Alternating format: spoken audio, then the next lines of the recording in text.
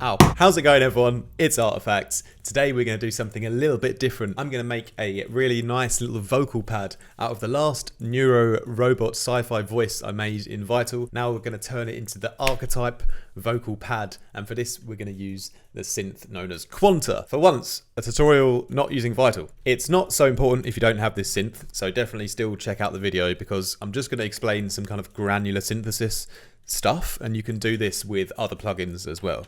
So let me go straight into the video for you. By the way, it's Tuesday today, so happy Tuesday. First thing I've done is I have actually taken this archetype preset which I made in Vital, as you can listen here, and I have played it out in this MIDI pattern. The key of the track is in D, so I've kept all of these sort of middle D keys, and then I've done a few kind of chords with this particular sound. So if we listen to what I've done here.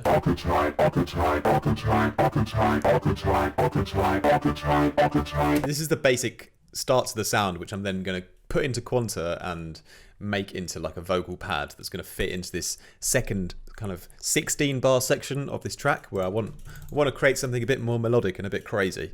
So what I've done is I've bounced this out into an audio file. This is very important that you do that. I've done a little bit of processing on it, a couple of little tips from the Patreon boys.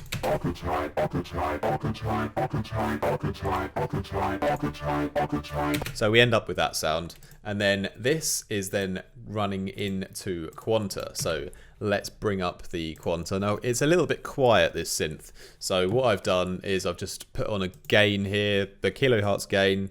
My favorite plugins to process stuff, kilohertz, link down below. Use my discount code if you want them. They are just wicked. Gain is just very simple, obviously. So the first thing to do is to load our sample into Quanta. So this is really easy on Logic. You can just double click the sample, select File, and then View, Show in Finder, and it should bring it up here. And then you can pretty much just drag and drop this straight into Quanta. So now you've got instrument to play.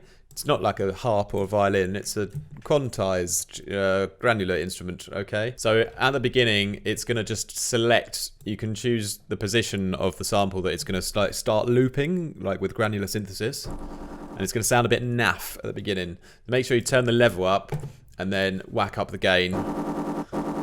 So it's nice and sort of loud, because it just seems to lower the volume in things for no reason. So what we're going to have to do to get a nice sound now is we're going to have to use the randomize option on the position particularly. So the position is whereabouts in the sample you're selecting to loop. But the random knob is going to make it so it's always a different starting point, and that's going to give it like more of a fluid kind of sound. So we have a listen.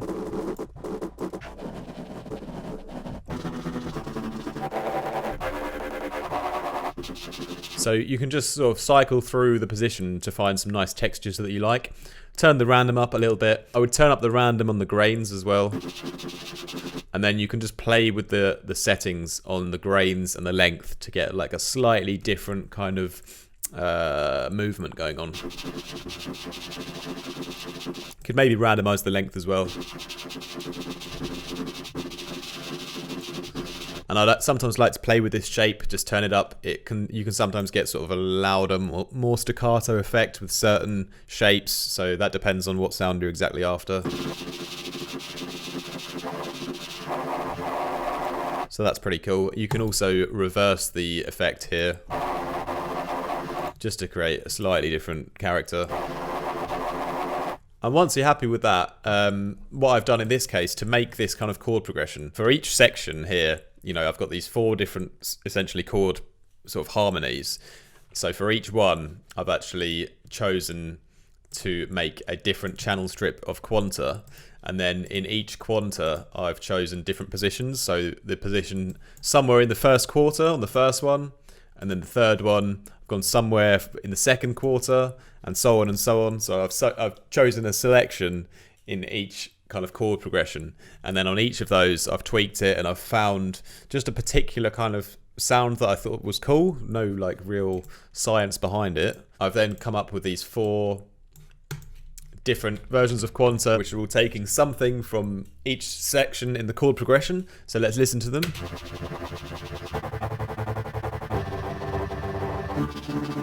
So they've all got different movements going on, and this is actually it's kind of a little bit like a Flume-esque kind of sound. Not saying that I am anywhere near as good as Flume, although I have been told that I look like him by my friend Azel Beatbox. Shout out to you, brother. Hope you're doing good.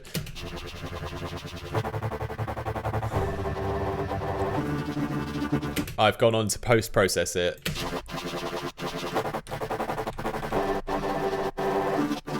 Just a bit of extra movement going on and a bit of enhancement of quality. And then we simply have bounced all of those out into this kind of final version here. And then I've done a little bit more processing on that, and I've chopped it up a little bit more to create the final kind of version, which is this.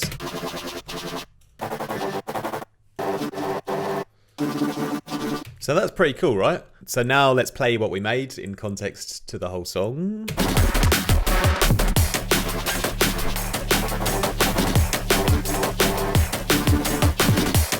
So that is a pretty nice little way you can get a kind of interesting, different sounding vocal pad using whatever you want really, but in this case I've used the archetype from the previous video. Anyway, I hope it's a little sound design tip for you, something different, something other than Vital. Stay tuned for tomorrow, we're going to get into something else completely different. Yeah, if you'd like to support me or anything I do, you want to get feedback, tutorials, definitely check out the Patreon, the link is below. This track will probably also be released on, well, it will be released on Patreon in the next few weeks. So until then, take care.